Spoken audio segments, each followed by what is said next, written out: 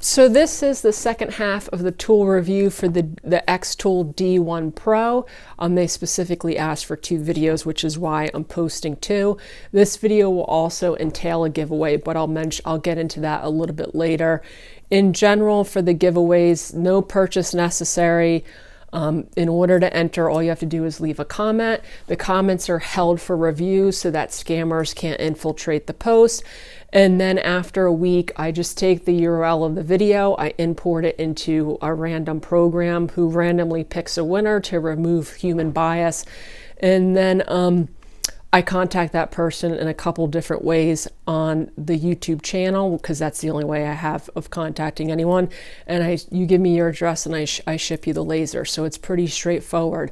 As of right now, which I'm filming this Saturday night, last week's winner has not gotten in touch with me, and I do feel bad about that. But other than the ways I have in the official rules, which everyone should read, of contacting you are only on the YouTube channel. I have no other way of contacting people. So if he doesn't know about it or whatnot, there's really nothing I could do about that, which means tomorrow there will potentially be 2 winners, one from last week's giveaway, as well as a new winner for the giveaway that hasn't contacted me, because in the rules I state if a week goes by without someone contacting me, I pick a new winner.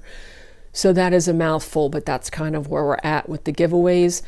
For this giveaway, like I've said previously, this is an amazing machine. It's a 20-watt machine, so basically the reasons I want to keep it are that it processes jobs much faster than the other lasers, cutting most times at a bare minimum in half. So for someone who runs a business, that was kind of a no-brainer to keep it. But I still want to fulfill my promise of doing giveaways. So in exchange, I'm keeping the xTool, but I'm giving away one of the lasers I have in the shop, which is the Ortur, or the longer array. If you're unfamiliar with those lasers, I did tool reviews on them because, in all honesty, and I really mean this when I say it, I don't really have a favorite of these machines that I've tested. Obviously, I like this one because it's much faster than the others.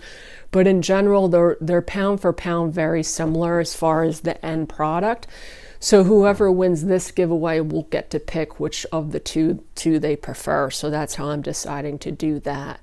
As far as the content of this video, I kind of have a pile of mishaps and failures in front of me. That will be a portion of the video. I thought about leaving that process out, but honestly, one of the most frustrating things, especially when people ask me for advice, and I do view this channel first and foremost as a learning channel, is they think that processes are so quick and easy to do because they see clips on social media of people busting out these amazing projects, when in actuality there's a lot of planning and trial and error, especially when you're designing and trying new things. So I kind of put that in there as a lesson to the wise.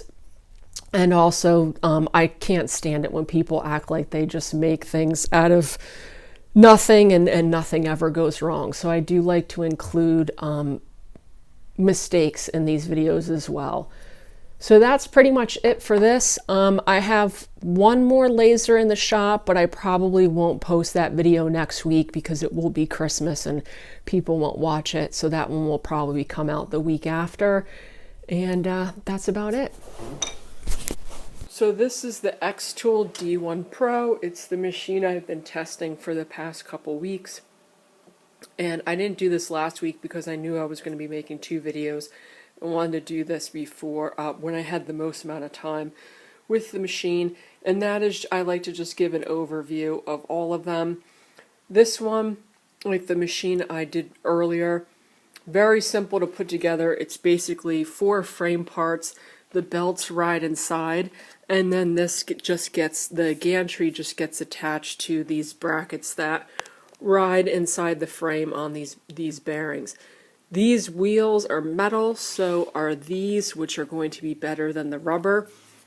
And this machine I've been using while I've been working in the shop, and the other machines with the rubber wheels and the exposed belts, I was having problem with them getting hung up on the sawdust. But this machine, I have had no problems with that, which is nice, because like I said, I just don't have time to do any sort of permanent setup with an enclosure for this at the moment, which is what would eliminate that problem. So that not being an issue with this machine is quite nice. I obviously have it set up with the risers that came with the machine and the rotary tool, because that is what I was testing this week. So you can kind of see that. This is the 20-watt machine, so it's going to cut much faster. It's going to make jobs much shorter than other jobs. The self-adjust is a little knob. I like these, and it also has the little foot connected to the machine to set the height of everything. So I do like those. This one, unlike the Atzer, which had the nice big wheel in the back, this little thumb screw isn't terrible, but I do like a little bit of a bigger mechanism for doing that. This is like nitpicky stuff at this point. And then this one also came with air assist, so I have that over there. The hose for that. It's a little stiff and it's kind of hangs out and about, but I haven't had anything hung up on it. Now the wire going from the motherboard control panel to the machine, I have had issues with the machine hanging up on this one. Wire control has been an issue on all of these machines except for the Dakota, which had a drag chain. But kind of by accident, I found out people are modifying these. You could buy a drag chain off of Amazon for like $11. They attach them from the front of the machine to the back of the machine, and they run the wires through the drag chain and essentially make it themselves. I was going to put this in this video, but I just didn't have time to do this week, so maybe I'll post an updated version of that, because I'm going to be using this machine as my primary machine, so there will be more build projects with that, and you can see it. So that is the one big critique with all these machines, is wire management. Other than that, I've had no issues with this whatsoever. It's been a solid unit, and I've been using this one.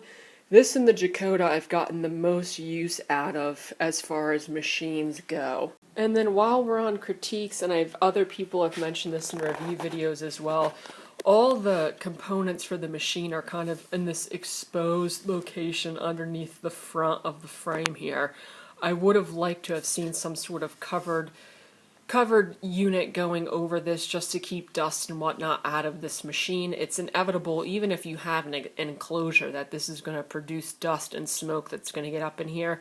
But it does have a really nice, easy access to disconnect the machine in order to hook up the rotary, which is nice. So one of the things I did at the beginning of the week with this machine was my brother-in-law asked me to make him some D&D tokens, and he himself is pretty computer savvy, so he was able to convert an image to an SVG, send it over, and I can engrave and cut out those tokens really fast. You could see the circle itself was a cut line, so they came through.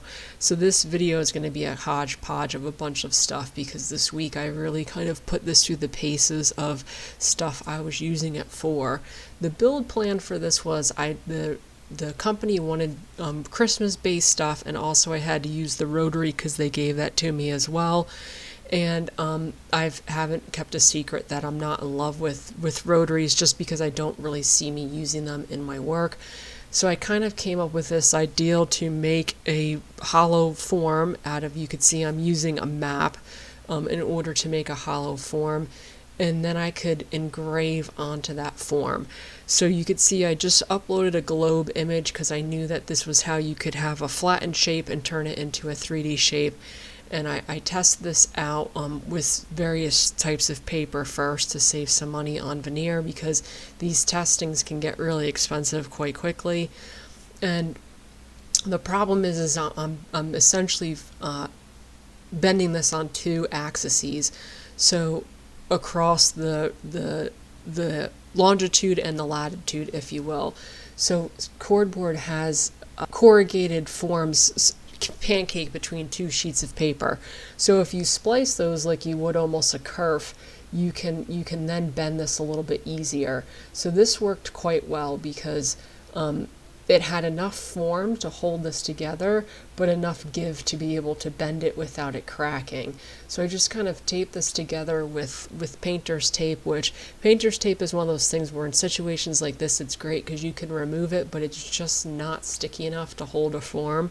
But I was able to kind of get it on there enough. where I was fairly excited about the process so far. I at this point I thought this really was going to work because this one I had done was looking quite nice. I knew if I got my material too thick, I'd run into an issue of having to create bevels on all those points in order for them to form properly.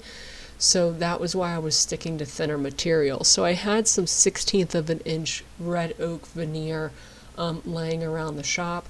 So I thought I'd try my luck with that because the end result of this was I wanted to make this form out of wood, obviously.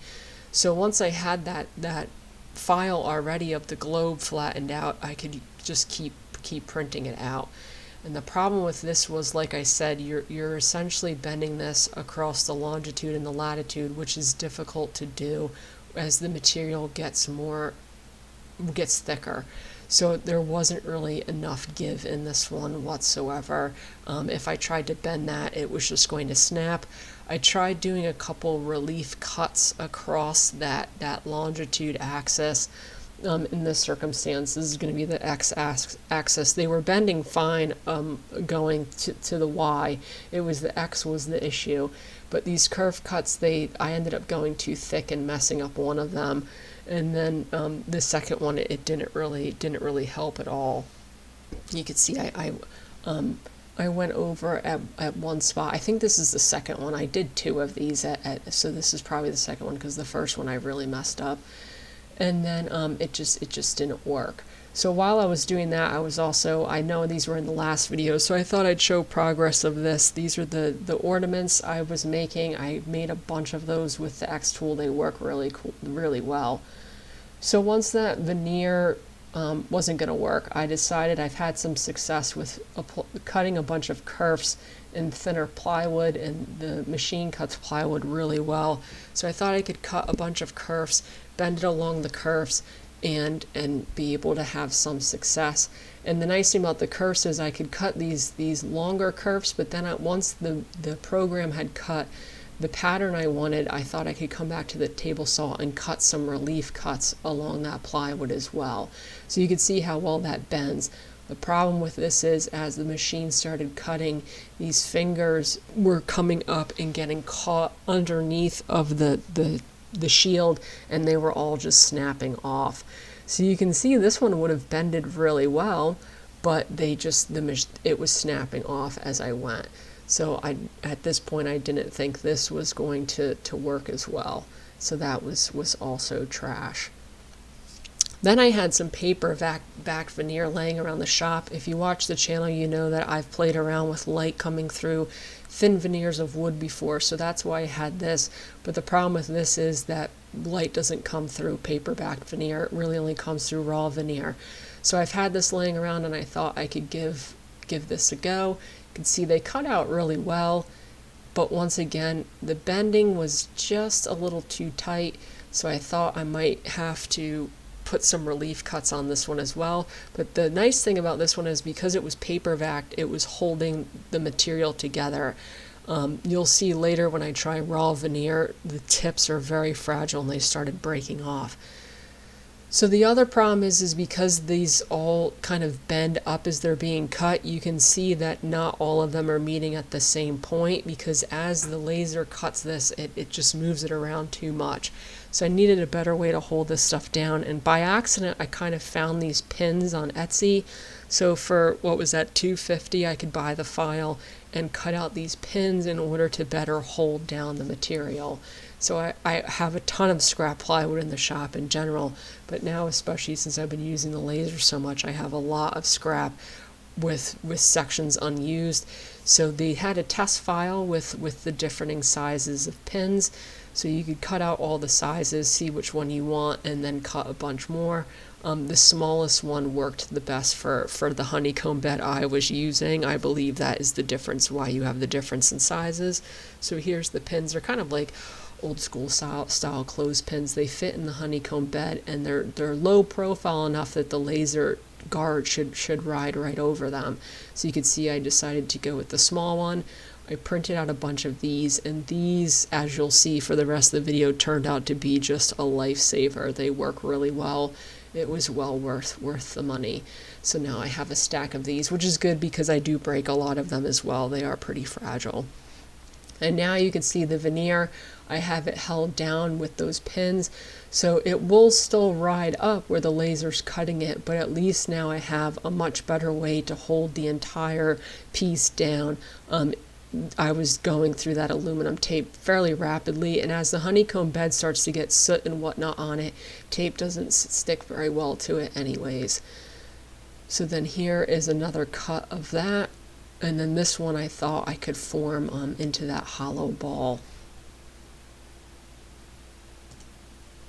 And then you can see here's another problem, is that it rises up and then it just keeps getting caught. Thinner materials, I'm sure eventually I will think of a workaround. Double-sided tape would probably work, but that is going to get really expensive. I mean, I cut multiple 12 by 12 sheets of this stuff in just a week doing all these projects, so there's going to be a workaround, but so far the thinner veneer, the movement of it is problematic. So in order to better attach these, I thought of adding these fins essentially to the piece afterwards, so that I had more surface area to curve these. This is just some felt I had laying around the shop, and this actually did work really well. The problem with this thinner stuff, unlike the paper, is there's not a lot of structure to it. So you can see this will eventually be a globe, but it kind of wants to stay as a cone for the time being. But I was able to get this to work pretty well. The problem is I envisioned before I started this a perfect circle without any seams, and that's just not going to work for this material with the way I'm doing it. So I kind of had to make some compromises along the way, but this was one of the ones, if that one end hadn't got cut off and I had a full piece, because now it's not going to be a circle because I lost an entire diagonal, but this one ended up working out pretty well. The problem was I'm also impatient, so I was using hot glue, which I have a love-hate relationship with, and the hot glue adds enough of a dimension to the thickness of the material that you do get thicker ridges, but using something like super glue would just take forever. So I just kept playing around with this. I was trying out multiples of these. The biggest issue I had was just a lot of material was breaking on the laser because it just kept coming up. I tried a poster board, that really didn't work very well at all. That one had even less structure than the paperback veneer. So then I ran out to the store and I got traditional thickness veneer, which I believe is something like 2/32 of an inch versus the 1/16 of an inch red oak I had, and I got fine grain veneer so that the grain of the wood hopefully wouldn't obstruct bending it. And I also started watching it and taping down pieces so that they couldn't get stuck in the laser. That's obviously just a quick fix. I'm not going to watch this machine cut everything as I go, but all of my pieces were still kind of, especially that mahogany, were getting hung up. So in order to make something at the end of the day, I took all these pieces and I kind of turned them into a hodgepodge of an ornament instead of having them go to waste. Nothing's really going to become of this other than a visual that I could use, especially for the video, and at least something instead of a pile of scraps, because this was a day's worth of cutting, and I really didn't have much to show for it. So the next day I came and I thought I'd try the maple again, because that mahogany veneer was just cracking so much. The maple didn't the first time around, but it did this time around. I lost a ton of my tips to the guard on the laser just gets hung up and rips off those pieces.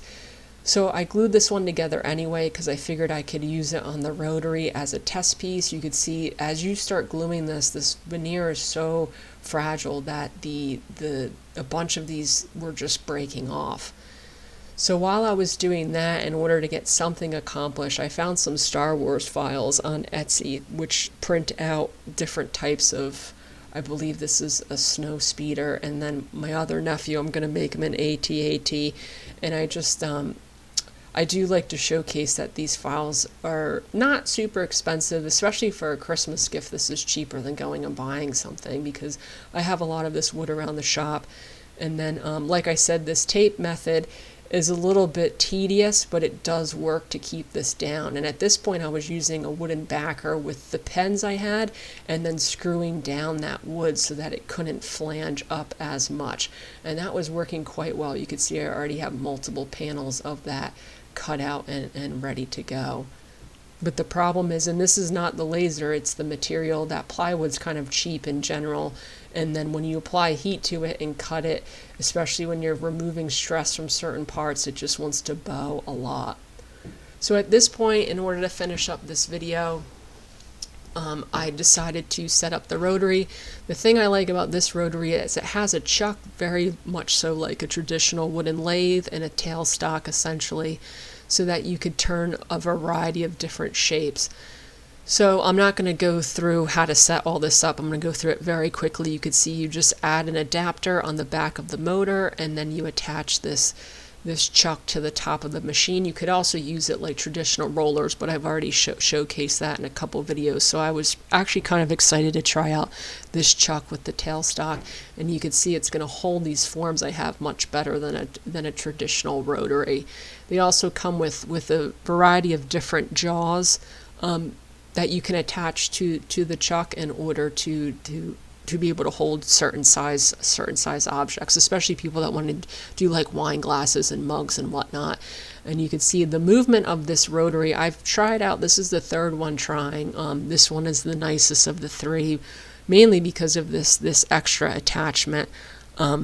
That's myself moving that. That's not the machine. I didn't have it lined up properly, and I was just cutting. I've used this image in here before. It's an image of a corgi, just to kind of get it lined up. This was the first cut on this rotary. This is the second. So after that, I got it lined up quite nicely.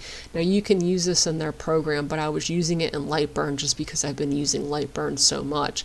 And then the original concept was to make these hollow forms and then be able to cut out a decorative pattern on the outside, and then potentially even backfill them with lights, so you'd have these kind of glowing orbs. I'm not going to totally give up on this idea, but I definitely need to let it marinate for a little bit and come back with a new plan, because this globe's making these out of this form I found for the globe, I want it to work, but my stubbornness wants it to work, but I just don't think it's the proper way to go about doing it. Something like this could be easily accomplished if I was a talented turner. Could probably just turn two hollow forms, attach them together, and then there would be your surface, your circle. But I also wanted to showcase cutting these out on the laser as well. Now that the laser's not really contingent to the design, I'm sure I'll think of a way to eventually do it, because you can see they look really neat, not only while they're being cut, but I think there's a lot of potential for forms. I could also just give up on it being a continuous curve. If I made more of a polygon sort of shape with hard angles, I think this would have been much easier to do as well, especially to glue together, because you're going to run into the issue of it's going to take so much time to make one that you're never going to want to make them. It was quite a process. I mean, I was working on this for 3 solid days, and I really didn't have much to show for it. And then this one was breaking as well. I did get it done. You can see it goes through, the light will shine through. So like I said, there is potential, but I think it's important to showcase mistakes on these channels as well as accomplishments.